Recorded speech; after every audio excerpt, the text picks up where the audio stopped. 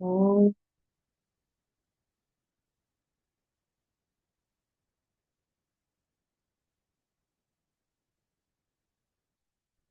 Om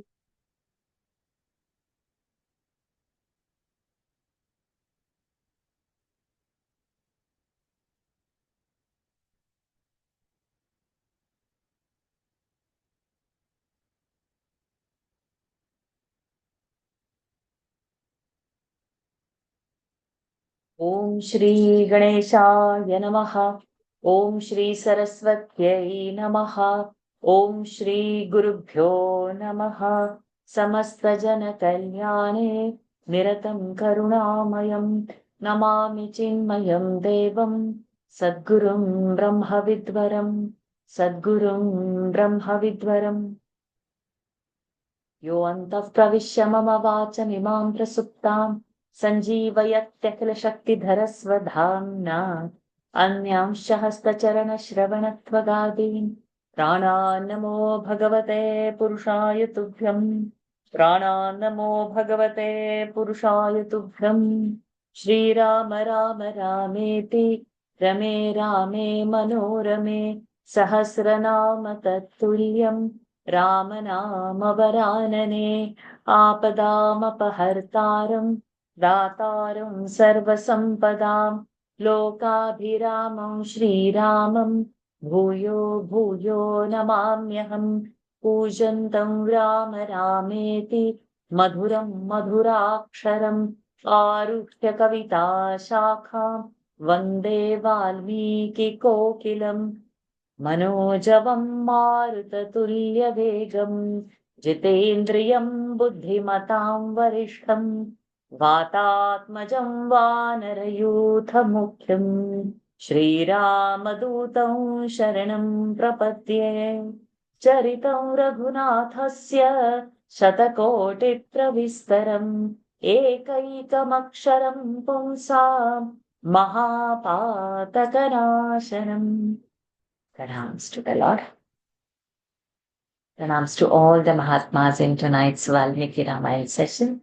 We have completed first 40 sargas of Balakanda. We have to start with 41st sarga today. Yes. So hopefully, as always, we should be able to complete the 41st and 42nd as well. Hopefully. We are 6 minutes late. But never mind. So those who want to volunteer for can raise hands.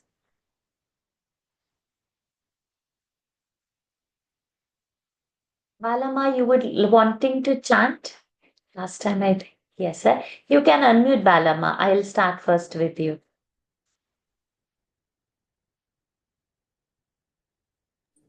Yes, madam. No, you call me Varsha, please. Yeah. 41st chapter, no? Yes, 41st. Is it there in front of you? Putram Siragatan? Yeah. Yeah, okay. So let me just spotlight you. Okay, so Athaika Chatvarimshas Sargaha. So under orders of Sagara, his grandson Anshuman proceeds to Rasatala through the underground passage made by his uncles and bringing back the sacrificial horse, tells the king about the fate of his uncle. So all this digging of the earth was happening, right? And so much so that they were not getting. So now let us see where it is leading. Let us start. Putram Shiragatan Nyatva. Putram Siragatatnatva. Chiragatan Nyatva. Siragatඥatva. Sagaro Raghunandana. Sagaro Raghunandana. Naptaram Abbravid Raja. Naptaram Apravit Raja. Deepyamanam Svatejasa. Deeptyamanam Swadejasa. Can read. Again I must read?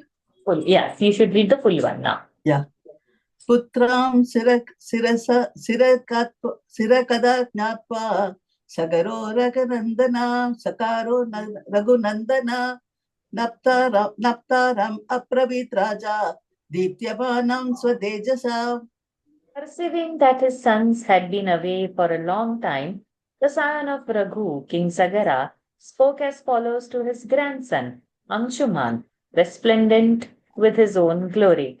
Putram Shiragatam Nyatva Sagaro Raghunandana Naptaram Abbravid Raja Deepyamanam Svatejasa Shurascha Krita Vidyascha दूरसकृतवित्यत्स पूर्वैस्तुल्योऽसि तेजसा पूर्वैस्तुल्योऽसि तेजसाम् पितॄणां गतिमन्विच्छ पितॄणां कदिमन्विच्छ येन चाश्वोपवाहितः येन शाश्वो अपवावितां सुरस्य कृतविघ्नश्च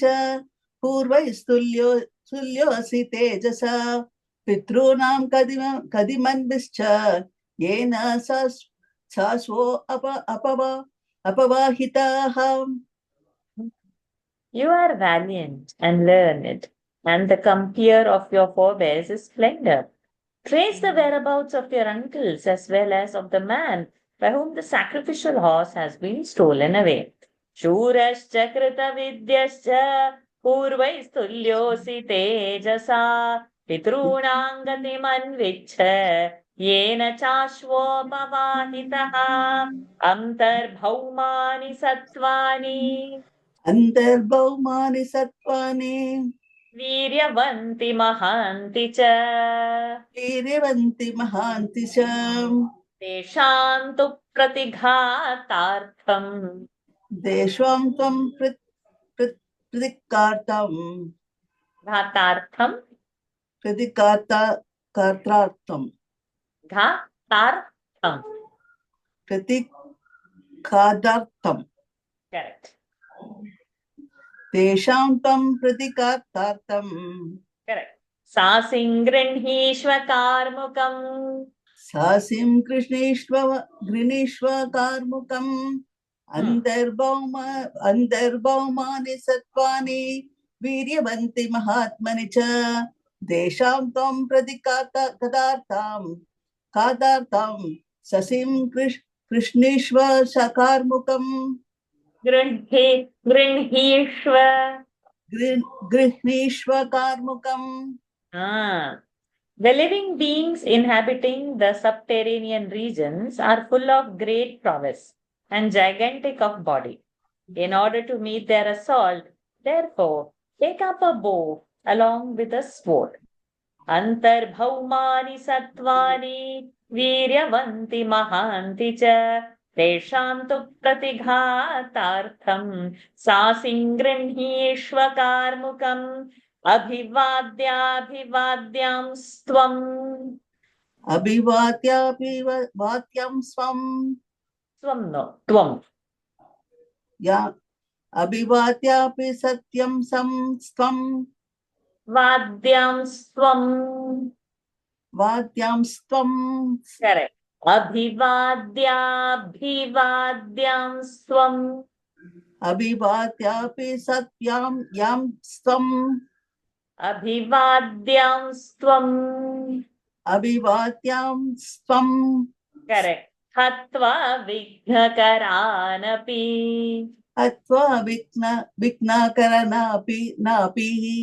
विघ्नकरनापि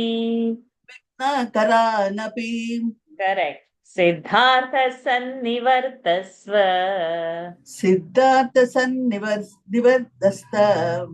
वर्तस्व सन्निवर्तस्व correct मम यज्ञस्य पारगः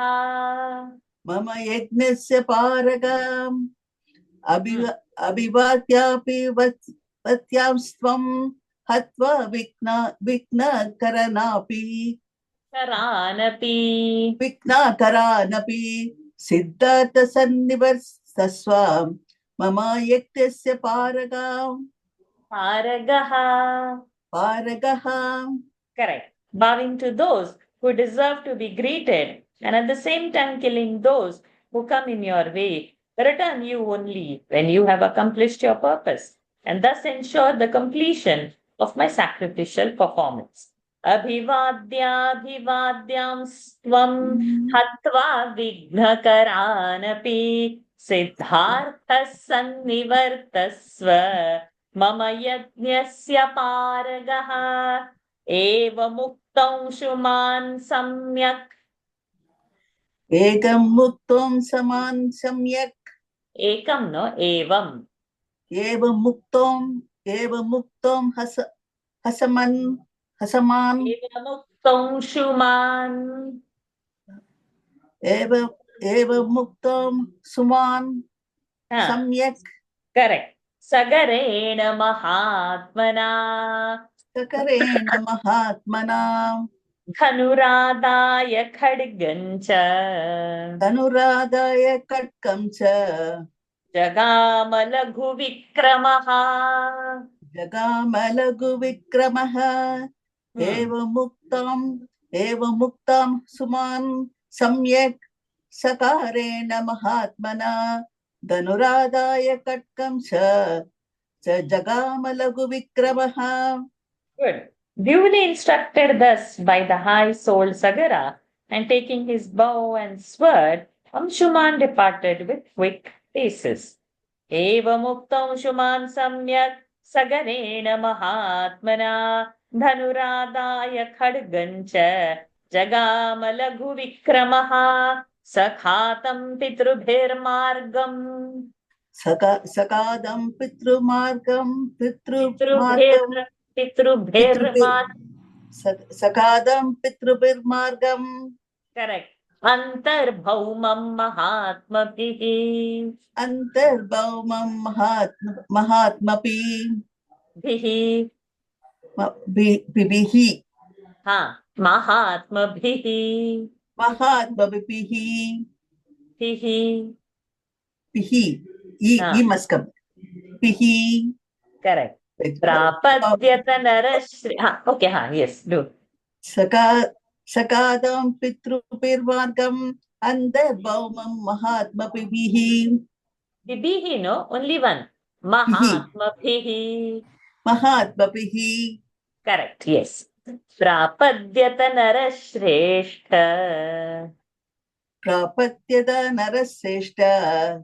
तेन राज्ञाभिचोदितः सकादं पितृभिर्मार्गम् अंतर्भौमं महात्मभिः प्रापत्यदा नरश्रेष्ठ तेन राज्ञाभिचोदितः. Thank you, Balama. Thank you, madam. No, you call me Varsha. You can't call me Madam. Okay. Urged by the aforesaid king, O jewel among men, he reached in no time the underground passage dug by his high-minded uncles. Sakhatam pitrubhir margam antarbhaumam mahatmabhihi prapadyata narashrestha tena radnyabhichoditaha. Very Tama.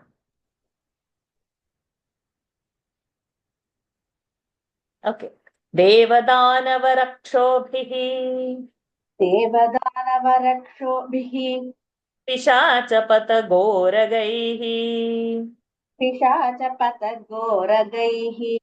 पूज्यमानं महातेजाः दिशागजमपश्यत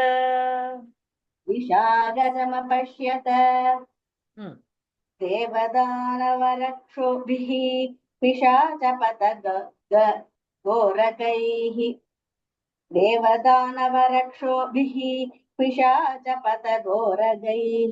पूज्यमानं महातेजाः दिशागजमपश्यत. Second line, what is the first word? पूज्यमानं. Okay. The exceptionally glorious Anshuman presently saw an elephant guarding one of the four quarters that was being worshipped by gods, demons and augurs, fiends and winged creatures and serpents. Devadanavarakshobhihi pishachapata goragaihi पूज्यमानं महातेजाः दिशागजमपश्यत. 41st we have not done, right, this dashakam? Okay. Then probably I must have done it. I felt, oh, I've read this, Cordelia. Okay. Satam pradakshinam kritva तदं प्रदक्षिणं कृत्वा पृष्ट्वा चैव निरामयम् पृष्ट्वा चैव निरामयम् पितॄन् सपरिपप्रच्छ पितॄन् सपरिपप्रच्छ again.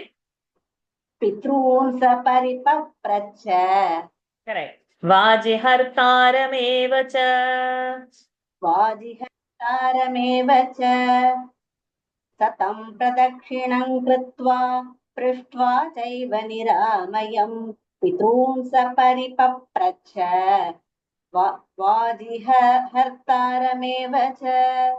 Walking clockwise around the elephant and inquiring after his welfare, he questioned him about his uncles, as well as about the stealer of the sacrificial horse of his father.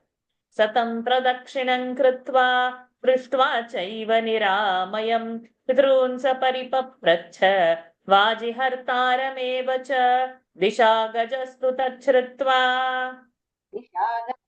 तच्छ्रुत्वा प्रत्युवाच महामतिः प्रत्युवाच महामतिः आसमञ्जकृतार्थस्त्वम् आसमञ्जकृतार्थत्वम् सहाश्वशीघ्रमेष्यसि सहाश्वशीघ्रमेष्यसि दिशागजस्तु तच्छ्रुत्वा प्रत्युवाच Don't say महामतिः श्रुत्वा, say श्रुत्वा. Ch, let it come.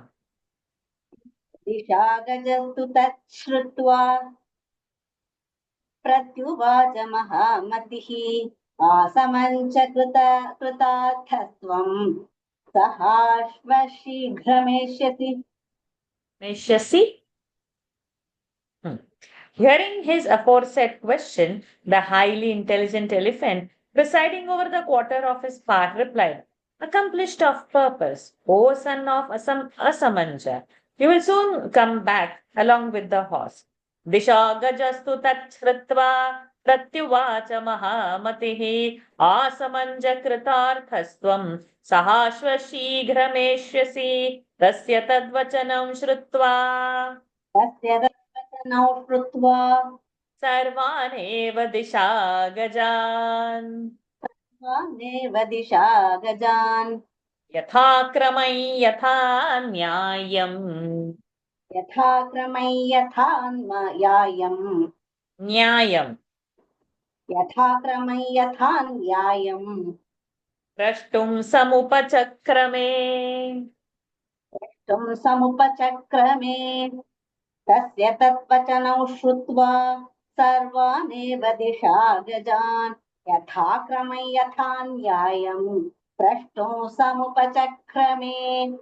Hearing the aforesaid reply of the elephant, Anshuman proceeded to ask the same question of all the elephants, guarding the quarters in order of seniority and in befitting manner.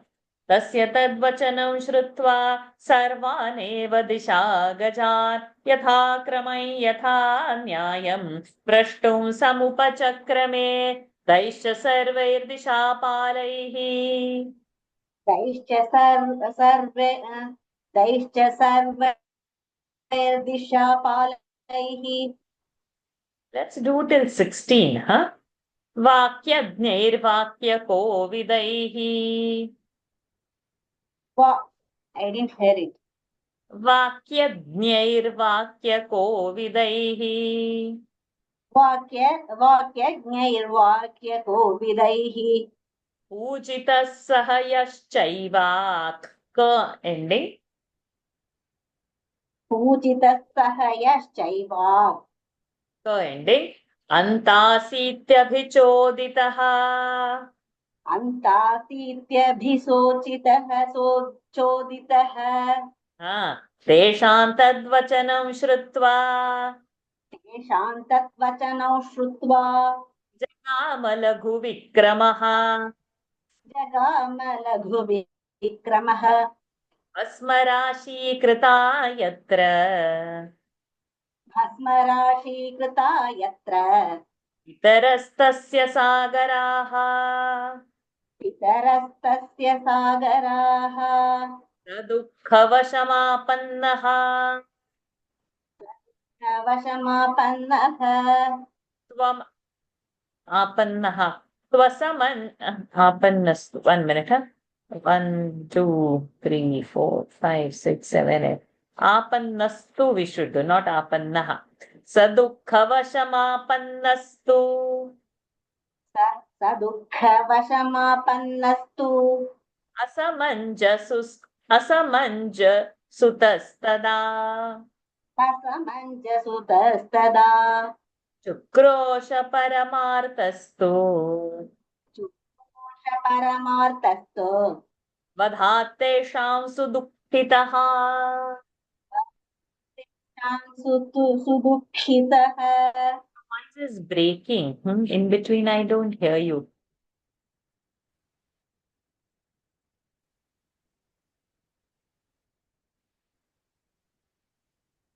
Are you? Am I audible? Mine connection is not stable. Mine is also not stable. Yours is frozen now. Yours is frozen now. I think last time also, when both of us are doing, our connection is okay. Let us Suruke. You do these 3 because we'll not pile it up then. 11 to 13 you do. तैश्च सर्वदिशापालैः वाक्यजैर्वाक्यकोविदैः पूजितः सह यश्चैव अन्तासीत्यभिचोदितः तेषां तत्वचनं श्रुत्वा जगाम लघुविक्रमः भस्मराशीकृता यत्र पितरस्तस्य सागराः सदुःखवशमापन्नस्त्वम् Apannastu. सदुःखवशमापन्नस्तु असमञ्जसुतस्तदा चुक्रोश परमार्थस्तु तथा तेषां सुदुःखितः 1 minute. Over there also we are breaking the chandas. Sa, du, kha, va, sha, ma, pan, nastu. Yeah, we are breaking the chandas there. Sa, man, jas, tu, tas, da. Not the second line. The first line, if we do apannastu, there is a chandas break. So we should not then break it. Tvasam Sadukhavashamapannastvasam we'll have to go like that, so not break the chandas. सदुःखवशमापन्नस्त्वसमञ्जसुतस्तदा This we will have to do. क्रोश परमार्थस्तु वधा तेषां सुदुःखितः He was received with honor by all the elephants guarding on all the 4 quarters, who could easily understand the meaning of others' speech and were equally adept in expression, and told that he would return along with the horse. Hearing that reply of theirs, Anshuman repaired with quick paces to the place where his uncles, the sons of Sagara, lay reduced to heaps of ashes. Already fallen a prey to affliction on not finding them, the said son of Asamanja, for his part, thereupon felt deeply distressed over their death and actually cried in great agony.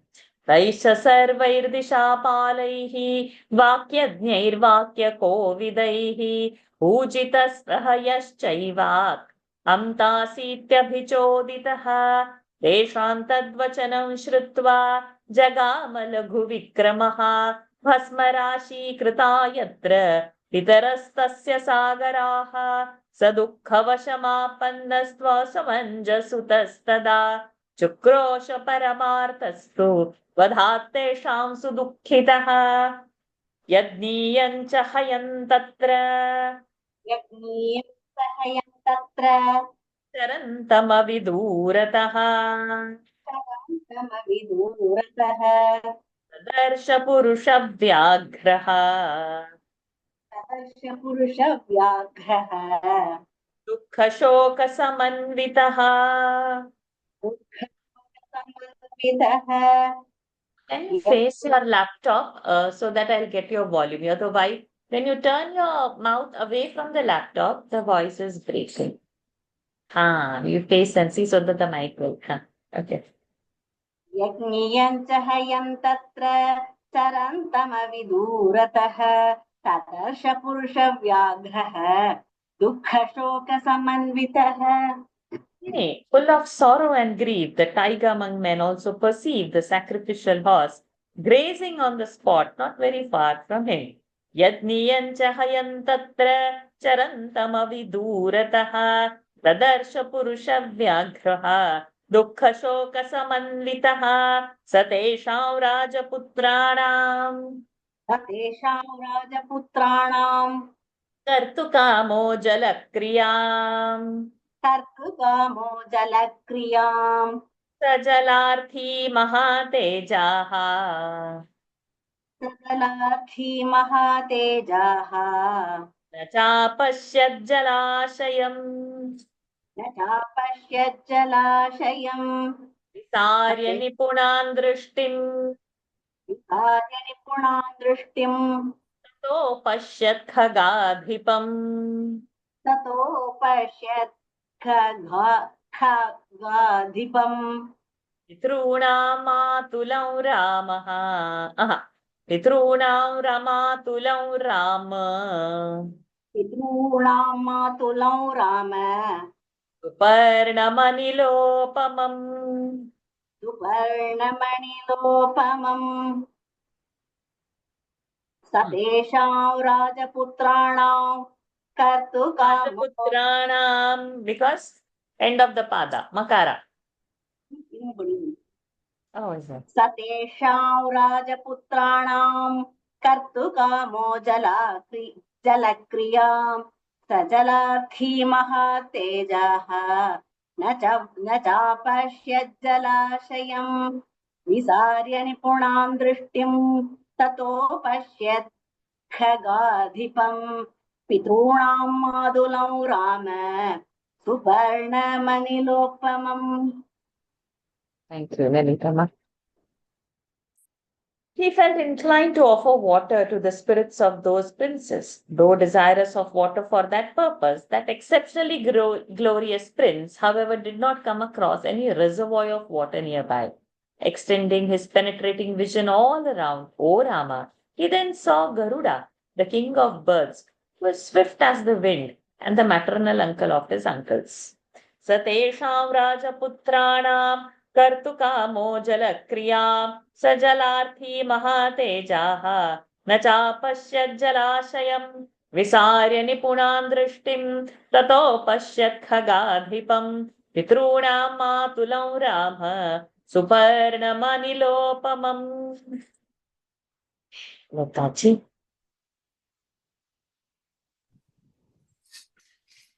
Next 10 verses. Sachainam vakyam.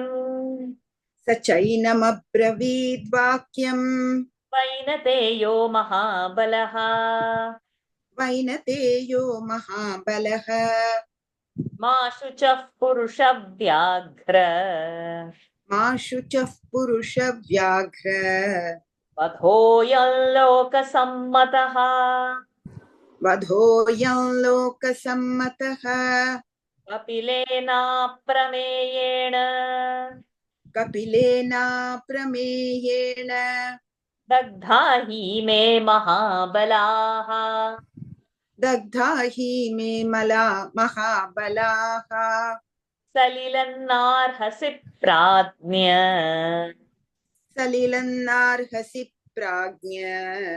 दातुमेषां हि लौकिकम्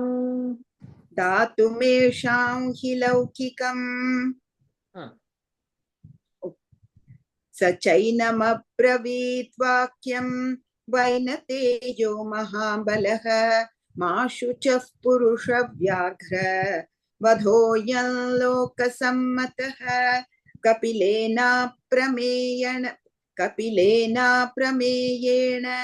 दग्धा हि मे महाबलाः सलिलन्नार्हसि प्राज्ञ दातुमेषां हि लौकिकम्.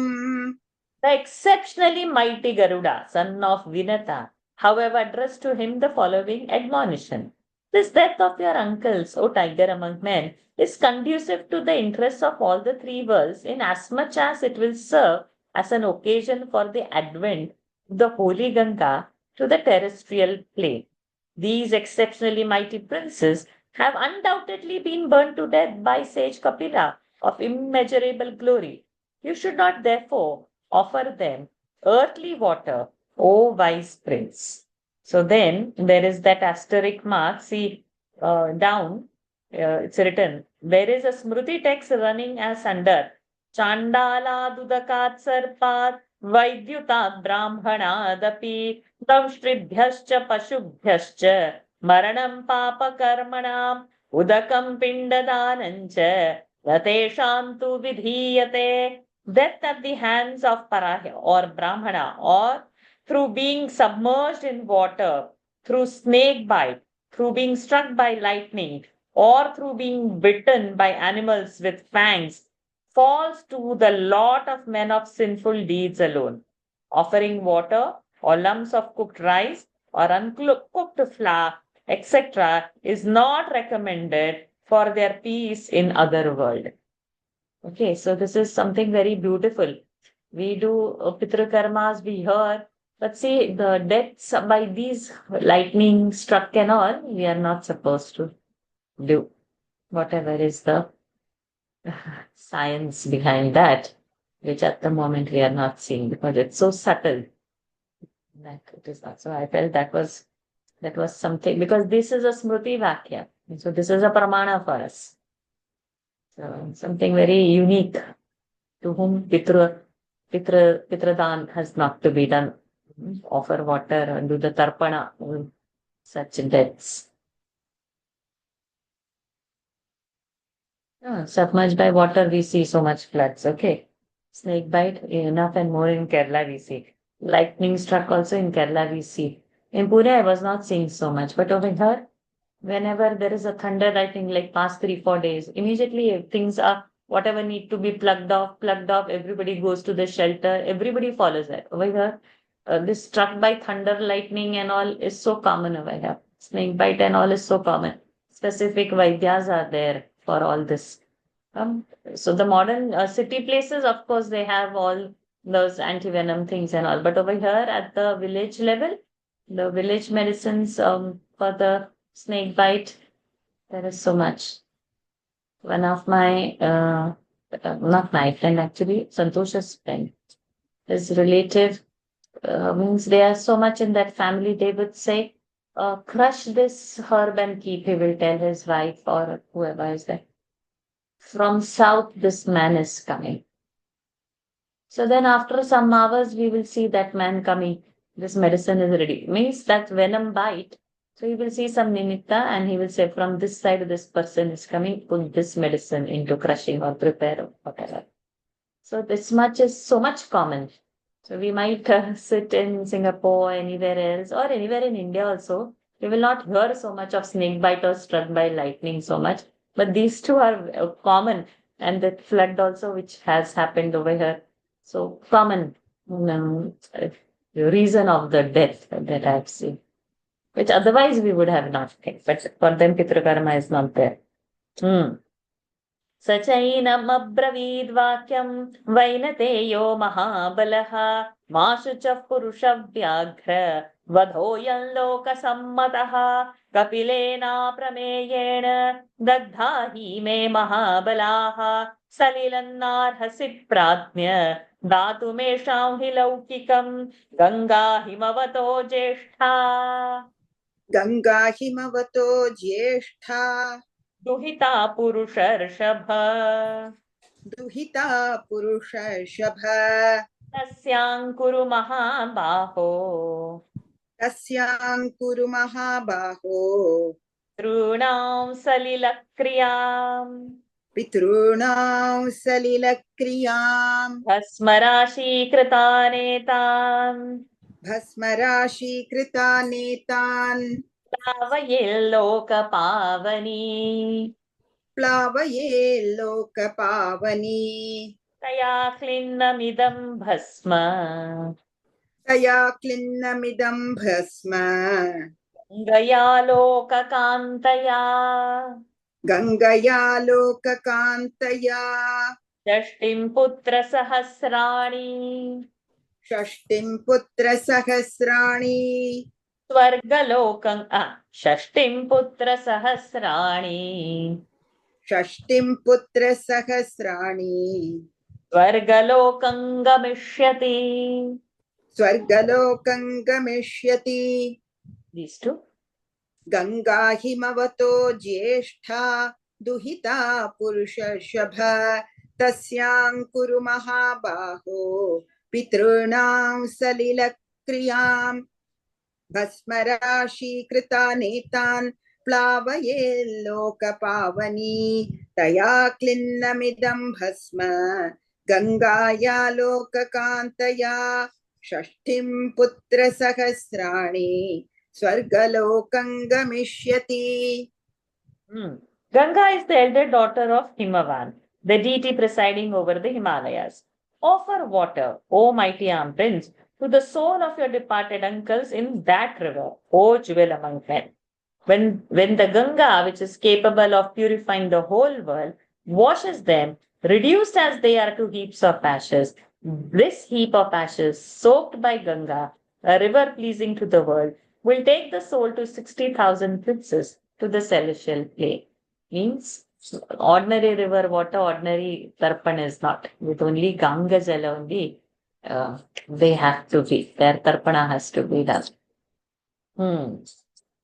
Ganga himavato jeshta duhita purusha rishabha tasyang kuru mahabaho pitrunam salilakriya भस्मराशी कृतानेतान् तावयेल्लोकपावनी तया क्लिन्नमिदं भस्म गङ्गया लोककान्तया षष्टिं पुत्रसहस्राणि स्वर्गलोकं गमिष्यति. We'll do 3 together now. निर्गच्छाश्वं महाभाग निर्गच्छाश्वं महाभाग संगृह्य पुरुषर्षभ संगृह्य पुरुषर्षभ यज्ञं पैतामहं वीर यज्ञं पैतामहं वीर निवर्तयितुमर्हसि निवर्तयितुमर्हसि सुपर्णवचनं श्रुत्वा सुपर्णवचनं श्रुत्वा तुंशुमानति वीर्यवान् तुंशुमानति वीर्यवान् त्वरितं हयमादाय त्वरितं हयमादाय पुनरायान् महातपाः पुनरायान् महातपाः ततो राजानमासाद्य ततो राजानमासाद्य दीक्षितं रघुनन्दन दीक्षितं रघुनन्दन न्यवेदयद्यथा वृत्तम् न्यवेदयत् यथा वृत्तम् सुपर्णवचनं तथा सुपर्णवचनं तथा निर्गच्छाश्वं महाभाग संगृह्य पुरुषर्षभ यज्ञं पैतामहं वीर निर्वर्तयितुमर्हसि सुपर्णवचनं श्रुत्वा संशुमानति वीर्यवान् त्वरितं हयमादाय पुनरायान् महातपाः ततो राजानमासाद्य दीक्षितं रघुनन्दन न्यवेदयत् यथा वृत्तं सुपर्णवचनं तथा.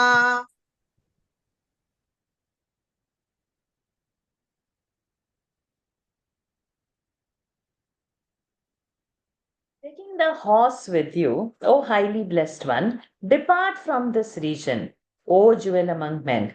Thereby, you ought to ensure the completion of your grandfather's sacrificial undertaking, O valiant prince. Hearing the admonition of Garuda,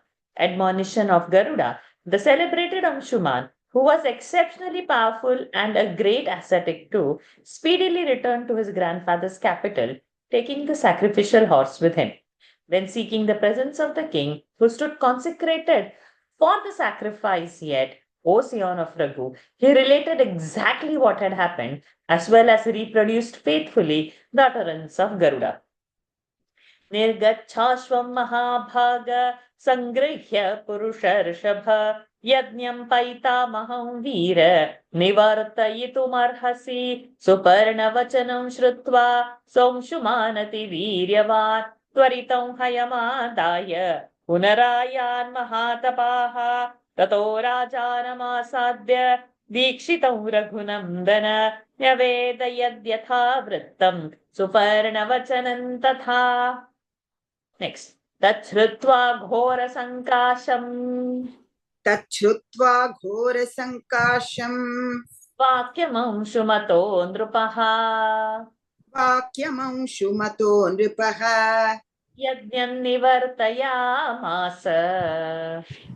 Yajnam Nirvartayamasa Yajnam Nirvartayamasa Yajnam Nirvartayamasa Yatha Kalpai Yatha Vidhi Yatha Kalpai Yatha Vidhi Tvapuran Tvagamat Shriman Swapuran Tvam Gamat Shriman Ishtayajnyo Mahipatihi Ishtayajnyo Mahipatihi Gangayashchagame Raja Gangayashchagame Raja Nishchayannadhyagacchata Nishchayannadhyagacchata Agatva Nishchayam Raja Agatva Nishchayam Raja Kalena Mahata Maha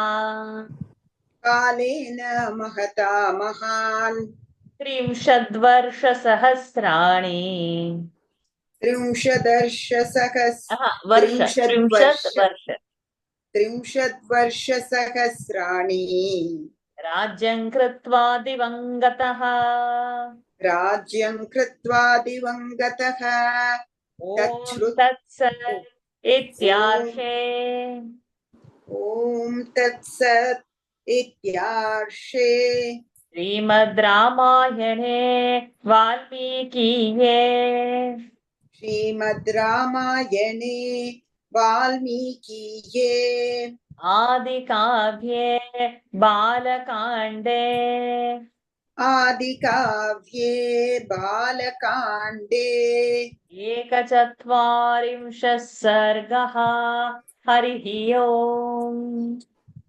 Ekachatvarimsha Sargaha Harihi Om Tachrutva Ghora Sankasham Vakyamamshumato Nripaha Yajnam Nirvartayamasa Yatha Kalpai Yatha Vidhi Swapurantwagamat Shriman Ishtayajnyo Mahipatihi Gangayashchagame Raja Nishchayannadhyagacchata Agatva Nishchayam Raja Kalena Mahata Mahan Trimshadvarsha Sahasrani Rajyam Kritva Divangataha Om Tat Sat Ityarshe Srimad Ramayane Valmikiye Adikavye Balakande Ekachatvarimsha Sargaha Harihi Om Tat Sat. Thank you, Lataji. Hearing that apparently awe-inspiring tale from the lips of Anshuman, the king Sagara concluded the sacrifice to the best of his capacity in accordance with the scriptural ordinance. Having performed the sacrifice, the glorious emperor, for his part, returned to his capital. The monarch, however, could not hit upon any plan of ensuring the descent of Ganga to the terrestrial plane. Failing to reach any conclusion in the aforesaid matter, even after a considerable time, and having reigned for 30,000 years, the great king ascended to heaven. Thus ends the canto 41 in the Balakanda of the glorious Ramayana of Valmiki, the work of Rishi and the oldest epic. तच्छ्रुत्वा घोरसङ्काशं वाक्यमंशुमतो नृपः यज्ञं निर्वर्तयामास यथा कल्पं यथाविधि स्वपुरन्त्वगमच्छ्रीमान् इष्टयज्ञो महीपतिः गङ्गायाश्चागमे राजा निश्चयन्नाभ्यगच्छत अगत्वा निश्चयं राजा कालेन महता महान् 30 वर्षसहस्राणि राज्यं कृत्वा दिवङ्गतः ॐ तत्सत् इत्यार्षे श्रीमद् रामायणे वाल्मीकिः आदिकाव्ये बालकाण्डे 41 सर्गः हरि ओं तत्सत् Shri सीतारामचन्द्रार्पणमस्तु. With His grace, we have completed, but let's sail into the next. It's already so much time we took for 20. I don't know how we have lost time. 10 minutes are left, plus our 15 minutes grace time is there. Let's see how much we can cover. Too much ambitious to complete this chapter. So normally we should have, but let us see. Athadvichattvarimshah sarga. Okay, Anshuman and his grandson Bhagiratha successively practiced austerities of bringing down Ganga to the terrestrial plane, and Brahma grants a boon to Bhagiratha and exhorts him to propitiate Lord Shiva and secure his consent to receive Ganga on his head. Okay. Kaladharmangate Rama. We'll do 5. कालधर्मङ्गते Ram Sagare Prakriti Janaha. नगरे प्रकृति जनाः Rajanam Rochayamasuhu. राजानौ रोचयामासुः Amshumantam Sudharmikam. अंशुमन्तौ सुधार्मिकम् Rajasu Mahanasit. The ending. स राजासु महानासीत् Amshuman Raghunandana. Anshuman Raghunandan Tasya Putro Mahanasit. तस्य पुत्रो महानासीत् Dilipa iti Vishrutaha. Dilip इति विश्रुतः Tasmai Rajyam Samadishya.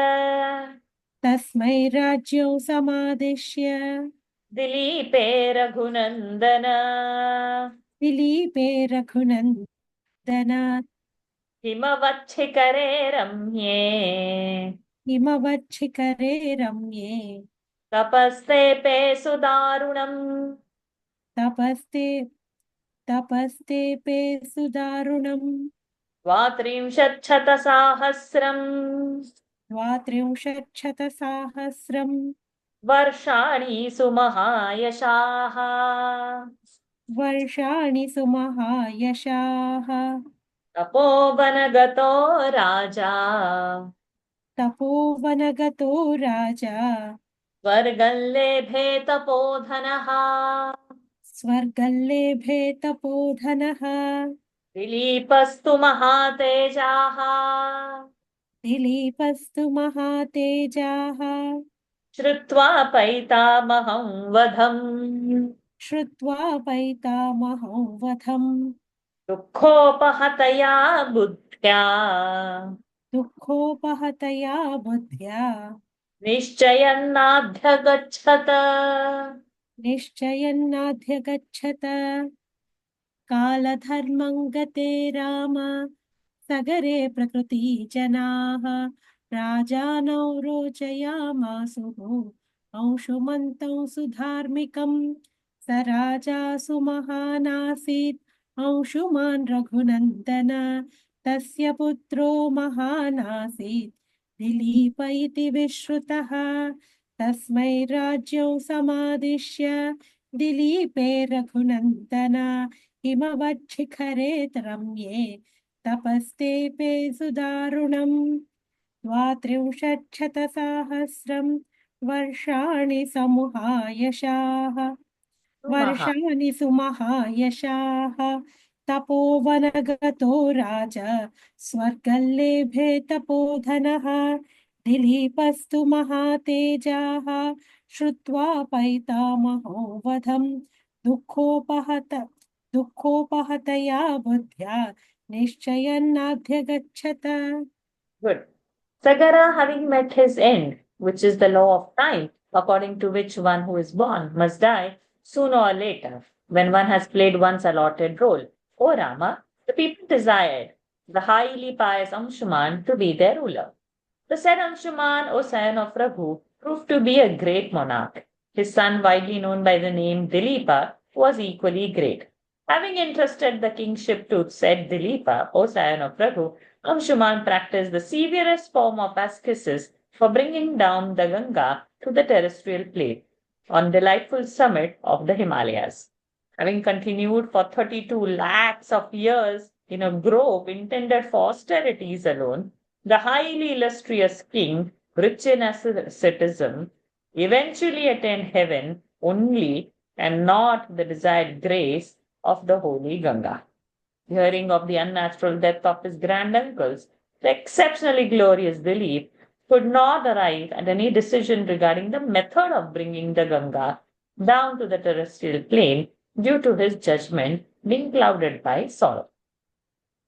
कालधर्मङ्गते Ram सगरे प्रकृति जनाः राजानं रोचयामासुः अंशुमन्तं सुधार्मिकं स राजासु महानासीत् अंशुमान् रघुनन्दन तस्य पुत्रो महानासीत् दिलीप इति विश्रुतः तस्मै राज्यं समादिश्य दिलीपे रघुनन्दन हिमवच्छिखरे रम्ये तपस्तेपे सुदारुणम् 32,000 वर्षाणि सुमहायशाः तपोवनगतो राजा स्वर्गल्लेभे तपोधनः दिलीपस्तु महातेजाः श्रुत्वा पैतामहं वधं दुःखोपहतया बुद्ध्या निश्चयन्नाध्यगच्छत. Next 5. कथं गङ्गावतरणम् कथं तेषां जलक्रिया तारयेयं कथं चैतान् इति चिन्तापरोऽभवत् तस्य चिन्तयतो नित्यं धर्मेण विदितात्मनः पुत्रो भगीरथो नाम जज्ञे परमधार्मिकः दिलीपस्तु महातेजाः यज्ञैर्बहुभिरिष्टवान् 30 वर्षसहस्राणि राजा राज्यमकारयत् अगत्वा निश्चयं राजा तेषामुद्धरणं प्रति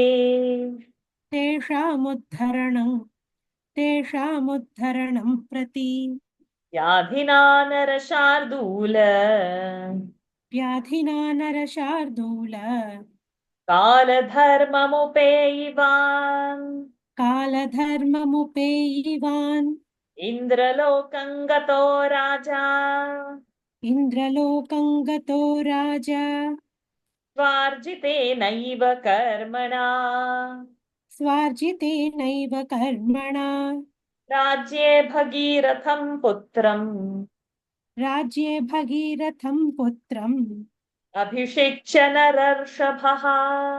अभिषिच्य नरर्षभः कथं गङ्गावतरणम् कथं तेषां जलक्रिया तारयेयं कथं चैतान् इति चिन्तापरोऽभवत् तस्य चिन्तयतो नित्यं धर्मेण विदितात्मनः पुत्रो भगीरथो नाम जज्ञे परमधार्मिकः दिलीपस्तु महातेजाः यज्ञैर्बहुभिरिष्टवान् 30 वर्षसहस्राणि Varsha वर्ष only. वर्ष 30 वर्षसहस्राणि राजा राज्यमकारयत् अगत्वा निश्चयं राजा तेषामुद्धरणं प्रति व्याधिना नरशार्दूल कालधर्ममुपेयिवान् इन्द्रलोकं गते राजा स्वार्जितेनैव कर्मणा राज्ये भगीरथं पुत्रम् अभिषिच्य नरशर्षभः Nararshava. नरर्षभः sorry Yeah, no problem. नरर्षभः He felt anxious as to how Ganga should be made to descend to the terrestrial plane, how water could be offered to them, and as to how he should be able to redeem their departed souls. While the king, who was celebrated for his righteousness, was thus plunged in the thought of every moment, a most pious son, Bhagiratha by name, was born to him. Dilipa, for his part, who was exceptionally glorious, propitiated the Lord through many sacrifices. The king reigned for 30,000 years. Failing to arrive at any decision on the question of deliverance of his forebears, the king, O tiger among men, met his end, which is the law of time, through illness. Having installed his son Bhagiratha on the throne, the king, who was a jewel among men, ascended to paradise, the realm of Indra, through merit earned by his own self. कथं स गङ्गावतरणं कथं तेषां जलक्रिया तारयेयं कथं चैतान् इति चिन्तापरोऽभवत् तस्य चिन्तयतो नित्यं धर्मेण विदितात्मनः पुत्रो भगीरथो नाम जज्ञे परमधार्मिकः दिलीपस्तु महातेजाः यज्ञैर्बहुभिरिष्टवान् 30 वर्षसहस्राणि राजा राज्यमकारयत् अगत्वा निश्चयं राजा तेषामुद्धरणं प्रति व्याधिना नरशार्दूल कालधर्ममुपेयिवान् इन्द्रलोकं गतो राजा स्वार्जितेनैव कर्मणा राज्ये भगीरथं पुत्रम् अभिषिच्य नरर्षभः. You do 2 more, Nikhilaji. And then rest whole of the chapter Sajeev ji can do. About 6:40 or something, we will see how much to message in daily Gita, how much time we would need. Anyway, we have to complete the chapter only and then only stop. We can borrow time from here and there. Bhagirathasthu rajarshihi भगीरथस्थु राजर्षिः dharmiko raghunandana धार्मिको Raghunandan anapatyo maharajaha अनपत्यो महाराजः prajakamassa cha prajaha प्रजाकामस्य च प्रजाः मन्त्रिष्वाधाय तद्राज्यम् मन्त्रिष्वाधाय तद्राज्यं गङ्गावतरणे रतः गङ्गावतरणे रतः तपो दीर्घं समातिष्ठत् तपो दीर्घं समातिष्ठत् गोकर्णे रघुनन्दन गोकर्णे रघुनन्दन भगीरथस्थु राजर्षिः धार्मिको रघुनन्दन अनपत्यो महाराजः प्रजाकामस्य च प्रजाः मन्त्रिष्वाधाय तद्राज्यं गङ्गावतरणे रतः तपो दीर्घं समातिष्ठत् Gokarne Raghunandan. Thank you, Mr. Emperor Bhagiratha, pious royal sage, was issueless, and as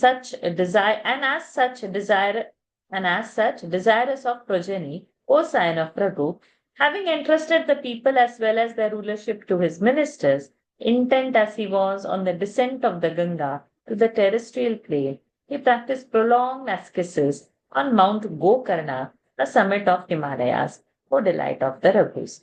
भगीरथस्तु राजर्षिः धार्मिको रघुनन्दन अनपत्यो महाराजः प्रजाकामः स च प्रजाः मन्त्रिष्वाधाय तद्राज्यं गङ्गावतरणे रतः तपो दीर्घं समातिष्ठत् Gokarne Raghunandan. Sajidji, we'll have to do till the end.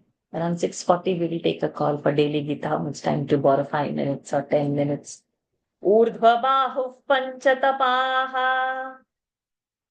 ऊर्ध्वबाहुः पञ्चतपाः मासाहारो जितेन्द्रियः मासाहारो जितेन्द्रियः तस्य वर्षसहस्राणि तस्य वर्षसहस्राणि घोरे तपसि तिष्ठतः घोरे तपसि तिष्ठतः अतीतानि महाबाहो अतीतानि महाबाहो तस्य राज्ञो महात्मनः तस्य राज्ञो महात्मनः सुप्रीतो भगवान् ब्रह्मा सुप्रीतो भगवान् ब्रह्मा प्रजानां प्रभुरीश्वरः प्रजानां प्रभुरीश्वरः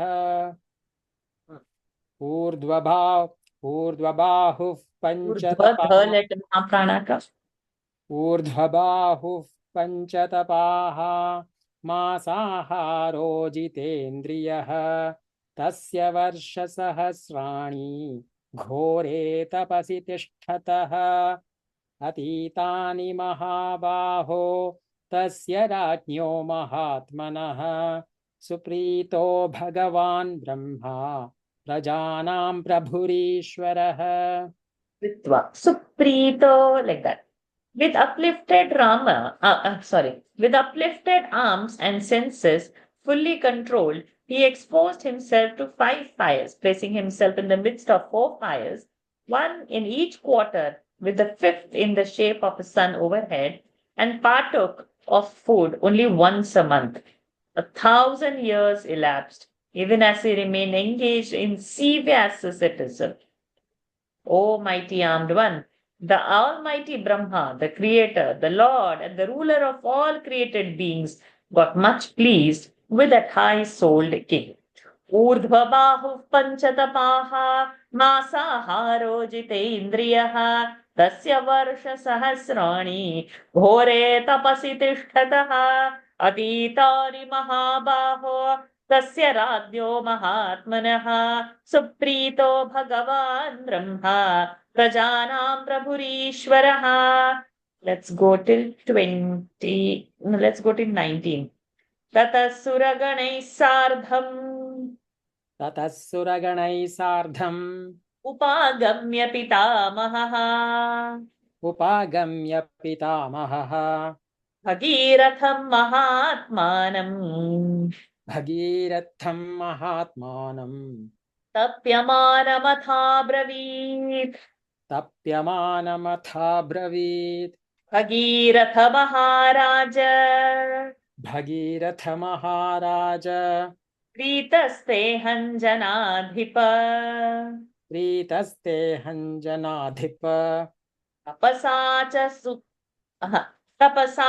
सुतप्तेन तपसा च सुतप्तेन वरं वरय सुव्रत वरं वरय सुव्रत तमुवाच महातेजाः तमुवाच महातेजाः सर्वलोकपितामहम्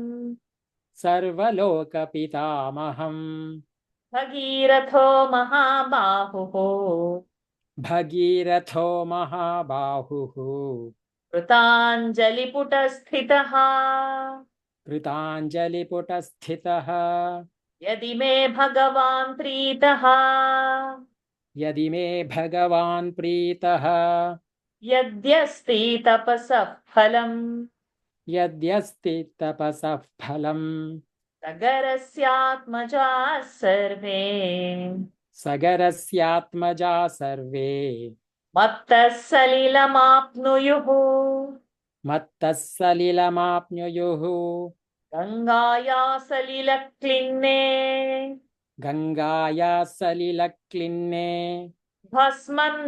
भस्मन्येषा महात्मनाम् भस्मन्येषां महात्मनां स्वर्गं गच्छेयुरत्यन्तम् स्वर्गं गच्छेयुरत्यन्तम् सर्वे च प्रपितामहाः सर्वे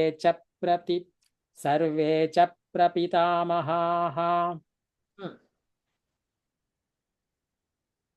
भगीरथ महाराज प्रीतस्ते हञ्जनाधिप तपसा च सुतप्तेन वरं वरय सुव्रत तमुवाच महातेजाः सर्वलोकपितामहं भगीरथो महाबाहुः कृताञ्जलिपुटस्थितः यदि मे भगवान् प्रीतः यद्यस्ति तपसः फलं सगरस्यात्मजा सर्वे मत्तः सलिलमाप्नुयुः गङ्गायाः सलिलक्लिन्ने भस्मन्येषां महात्मनां स्वर्गं गच्छेयुरत्यन्तं सर्वे च प्रपितामहाः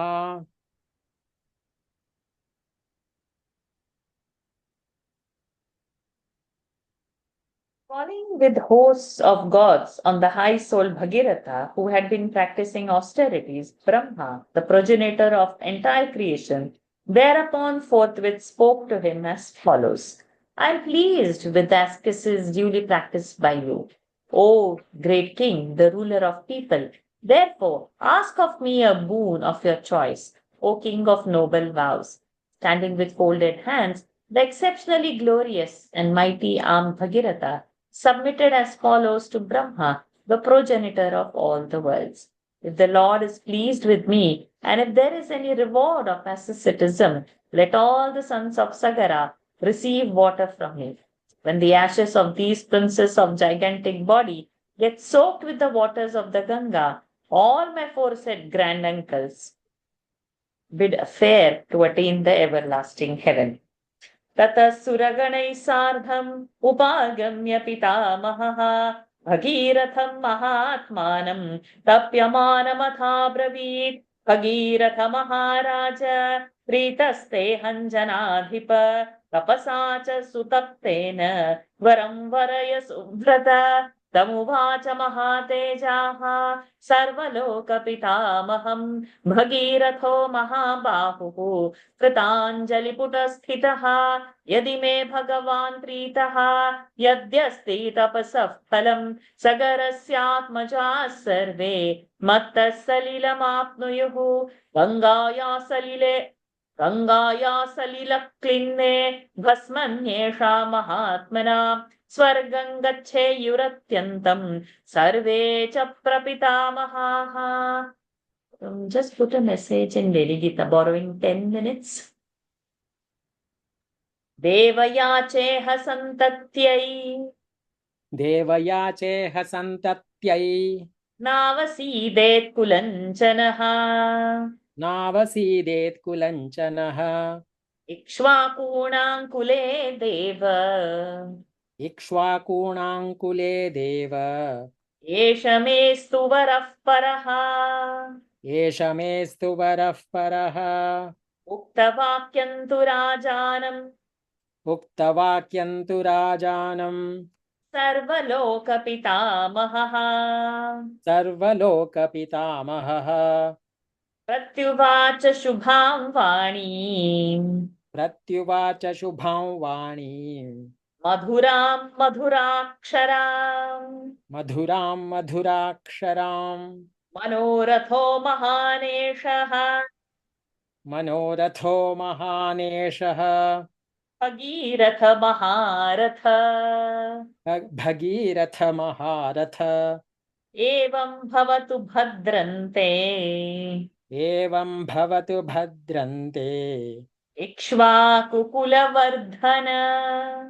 इक्ष्वाकुकुलवर्धन इयं हैमवती ज्येष्ठा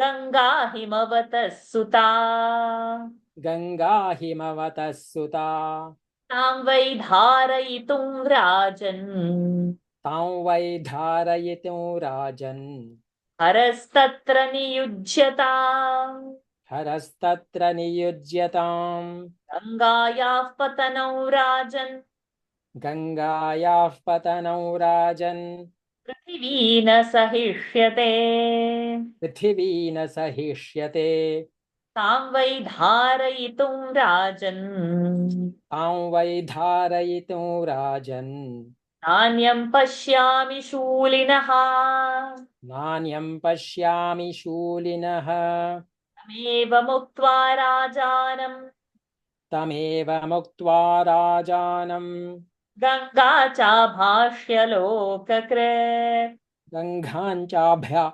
गङ्गाञ्चाभाष्य लोककृत् जगामत्रिदिवं देवैः जगाम त्रिदिवं देवैः त्रिद्वित्वा जगाम त्रिदिवं देवैः सर्वैः सह मरुद्गणैः सर्वैः सह मरुद्गणैः ॐ तत्सत् इत्यार्षे श्रीमद् रामायणे ॐ तत्सत् इत्यार्षे श्रीमद् रामायणे वाल्मीकीये आदिकाव्ये बालकाण्डे वाल्मीकीये आदिकाव्ये बालकाण्डे 40 सर्गः हरिः ओम् 42 सर्गः हरि ओम्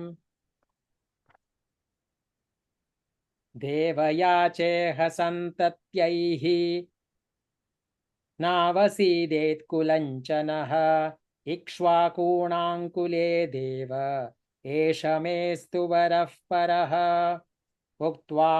उक्त्वाक्यं तु राजानं सर्वलोकपितामहः प्रत्युवाच शुभां वाणीं मधुरां मधुराक्षराम् मनोरथो महानेशः भगीरथ महारथः एवं भवतु भद्रन्ते इक्ष्वाकुकुलवर्धन इयं हैमवती ज्येष्ठा गंगा हिमवतः सुता तां वै धारयितुं राजन् हरस्तत्र नियुज्यताम् गंगायाः पतनौ राजन् पृथिवी न सहस्यते तां वै धारयितुं राजन् नान्यं पश्यामि शूलिनः तमेव मुक्त्वा राजानं गङ्गाञ्चाभाष्य लोककृत् जगाम त्रिदिवं दैवैः सर्वैः सह मरुद्गणैः ॐ तत्सत् इत्यार्षे श्रीमद् रामायणे वाल्मीकीये आदिकाव्ये बालकाण्डे 42 सर्गः हरिः ओम् हरि ओम् तत्सत् Thank you, Sajid ji. In the meanwhile, you can check if email has come on. Born in the line of Ikshvaku, O glorious one, I ask for a male progeny, so that our race may not get extinct. Let this be treated as another boon, O Lord. Brahma, the progenitor of all the worlds, thereupon answered the king, who had uttered the aforesaid prayer, in the following benignant and agreeable speech, full of sweet expressions. Great is this ambition of yours, O Bhagiratha, a great car warrior as you are. May it be realized. May success attend on you, O promoter of Ikshvaku's race. Here is the river Ganga, the elder daughter of Himavan, the deity presiding over the Himalayas, which emanates from the Himalayas. Get Lord Shiva alone be invoked to support the Ganga when it descends on earth, O king. The earth, O monarch, will not be able to sustain the velocity of the descent of the Ganga, and I do not perceive, O king, anyone other than Lord Shiva, the wielder of a trident, capable of sustaining it. having thus spoken to the aforesaid king, and instructed Ganga as well as to oblige Bhagiratha when the time comes, Brahma, the maker of the universe, rose to Brahmaloka with all gods, including the 49 winged gods. Thus ends Canto 42 in Balakanda of the glorious Ramayana of Valmiki, the work of Rishi and the oldest epic.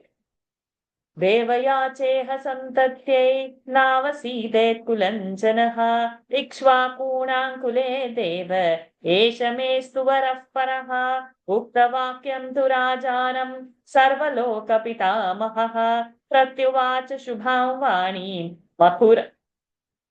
मधुरां मधुराक्षरा मनोरथो महानेशः भगीरथ महारथ एवं भवतु भद्रन्ते इक्ष्वाकुकुलवर्धन इयं हैमवती ज्येष्ठा गङ्गा हिमवतः सुता तां वै धारयितुं राजन् हरस्तत्र नियुज्यतां गङ्गायाः पतनं राजन् पृथिवी न सहिष्यते तां वै धारयितुं राजन् नान्यं पश्यामि शूलिनः तमेव मुक्त्वा राजानं गङ्गां चाभाष्य लोककृत् जगामत्रिदिवं देवैः सर्वैः सह मरुद्गणैः ॐ तत्सत् इत्यार्षे श्रीमद् रामायणे वाल्मीकिये आदिकाव्ये बालकाण्डे 40 सर्गः हरि ओम् तत्सत्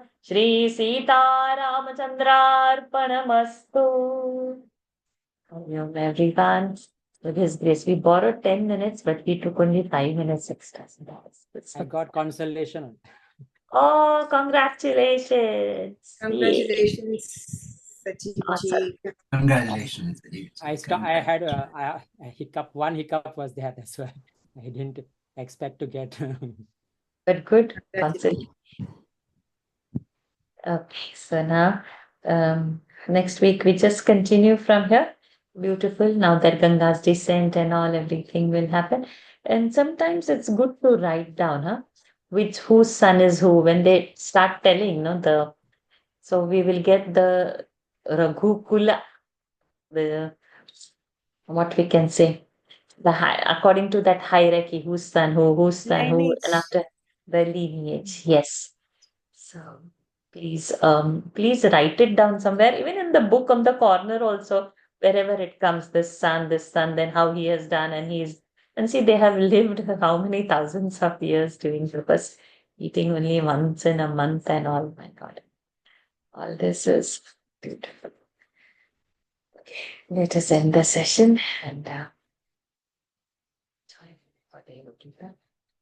Om Purnamadah Purnamidam Purnat Purnamudachyate Purnasya Purnamadaya Purnamevavashishyate Om Shanti Shanti Shanti Hari Om Shri Gurubhyo Namah Hari Om Shri Sita Ramachandra Arpanamastu. Hari Om everyone. Thank you for joining. Congratulations, Sajit. Hari Om Bashaji. Thank you, ma. Thank you, Valama. Hari Om Veena. Hari Om. Congratulations, Ajit ji. So beautiful it was to listen. So lovely. Thank you, Shraddha. And also, Hari Om. Thank you, ma. We'll find out who has got other prizes in categories. Yeah. Lot of people you've trained this time. Morning, 12 o'clock I'll sit till 2:30 it will go on. But now, Tuesday to Friday I've kept the schedule. Monday Santosh is leaving, so I have an airport drop thing. That's why Monday Narayanam is not there. I've got one airport drop. The other day Ria's airport one drop. So I'm very much in the world, very much in the world, playing around. Okay. And nothing, no sadhana, nothing is happening. So now I'm just waiting. Then I get close to this. Then only the reading and studying and classes will go on. Yeah. Okay. Thank you. Thank you.